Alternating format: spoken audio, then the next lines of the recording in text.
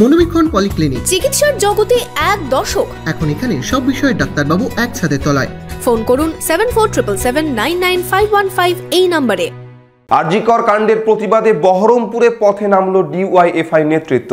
শনিবার বিকেলে বহরমপুরে মিছিল করলো এসএফআই ও ডিওয়াইএফআই এর নেতাকর্মীরা। আপনার আনন্দে আমাদের উদযাপন। বিয়ে হোক বা পার্টি, বহরমপুরে এবার luxury banquet hall at golden retreat. জেলায় একমাত্র পিলারলেস ব্যাংকোয়েট, আছে স্পা, সালন, ক্লাব মেম্বারশিপের সুযোগও। বহরমপুর শিল্প তালুকে গোল্ডেন রিট্রিট। খুনিদের চিহ্নিত করে উপযুক্ত শাস্তির ব্যবস্থা করতে হবে। আরজিকর কাণ্ডের প্রতিবাদে রাজ্য জুড়ে বিভিন্ন জায়গায় কর্মবিরতিতে সামিল হয়েছেন চিকিৎসকেরা। এবার এই ঘটনার প্রতিবাদে বহরমপুরে পথে নামল ডিওয়াইএফআই ও এসএফআই নেতৃত্ব। আরজিকর হাসপাতালের নারকীয় ঘটনায় নিরপেক্ষ তদন্ত ও অভিযুক্তদের দৃষ্টান্তমূলক শাস্তির দাবিতে শনিবার বিকেলে বহরমপুরে মিছিল করল ডিওয়াইএফআই ও এসএফআই। এদিন মিছিল ডিওয়াইএফআই জেলা কার্যালয় থেকে শুরু হয়। শহরের বিভিন্ন এলাকা পরিক্রমা করে এই মিছিল। একজন মহিলা হিসেবে, নিজে একজন ছাত্রী হিসেবে ভীষণ লজ্জার ঘটনা।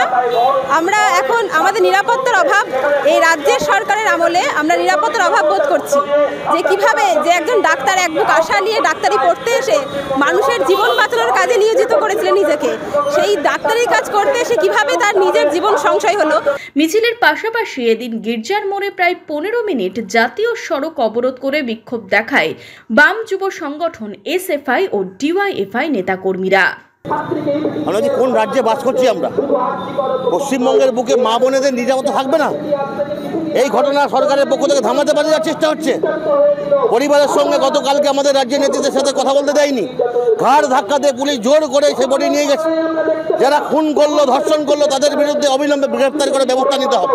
মমতা ব্যানার্জির সরকার কি ব্যাখ্যা দিচ্ছে? পুলিশ ব্যাখ্যা দিচ্ছে যে একজন সিভিক ভলেন্টিয়ার, একজনের পক্ষে কাজ সম্ভব। আর যে সিভিক ভলেন্টিয়ার ধর্ষণ করে খুন করলো, তাকে পুলিশ ফোন করলো, সে চলে এলো, সে বিরুদ্ধে চলে এলো। এই গল্পের গরু গাছের ঘরে যাবে না, ইমিডিয়েট ব্যবস্থা নিতে হবে সরকারকে।